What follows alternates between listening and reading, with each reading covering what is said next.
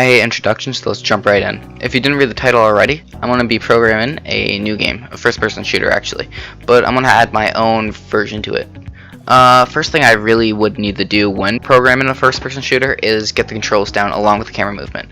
A lot of this I've been googling and looking up, but right now it's pretty much self-explanatory. Being able to rotate side to side is just using Eulers along the transform.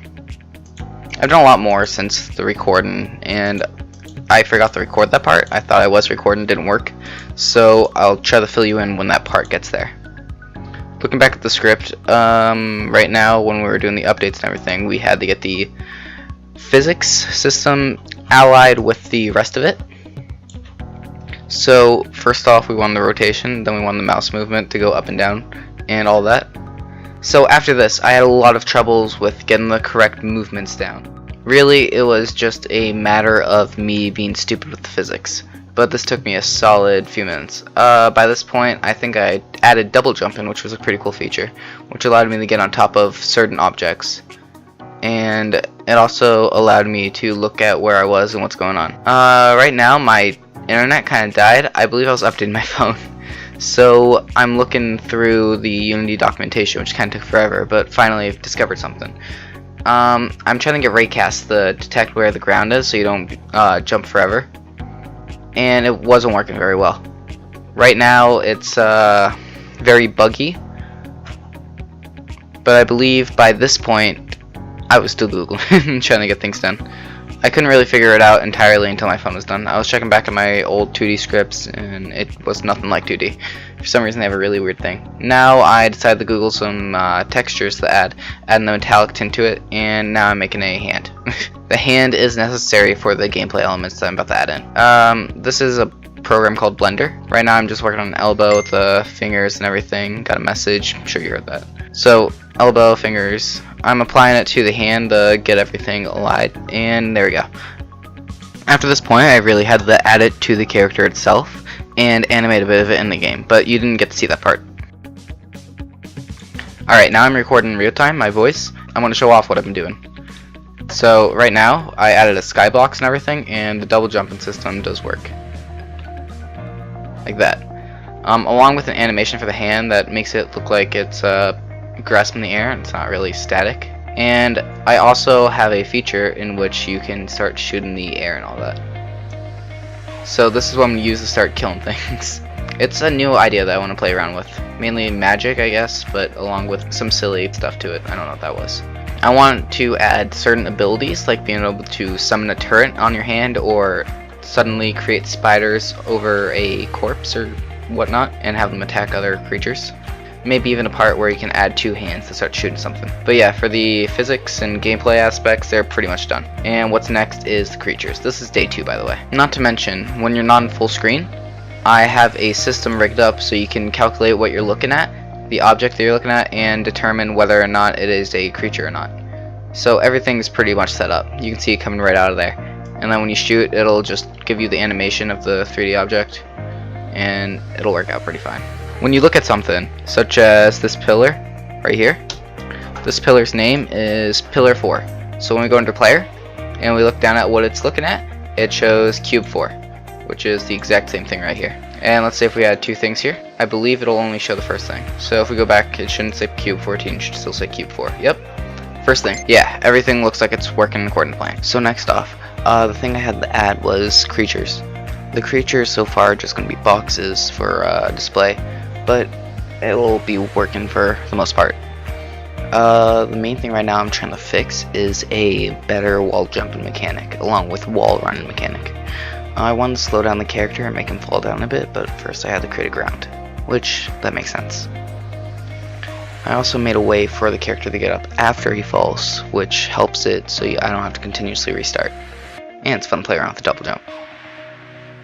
So, well, after testing, I think I'll finally get it around 2 minutes from now.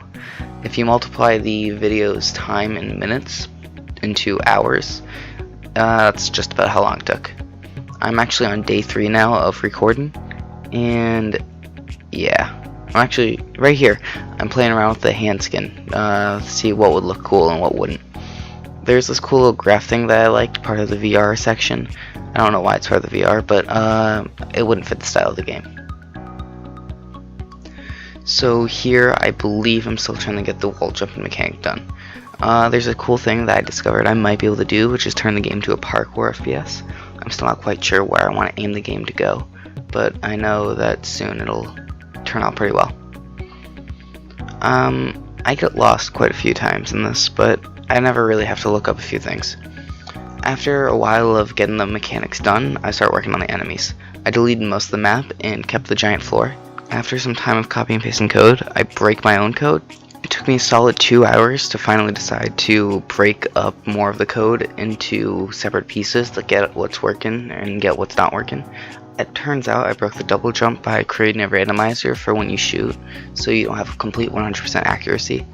And I decided to just get rid of that altogether so it wouldn't make as much of it. Right now for the enemy movement, I'm using the same mechanic I am for the regular character itself, so it looks at the player at all times, and it works towards making its way forward by using a speed and forward monitor, along with changing it so it recognizes which way the character or the box is facing.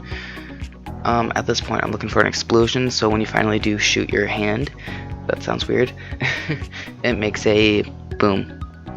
I'm looking through certain things to see if I can get it to spawn where the raycast ends.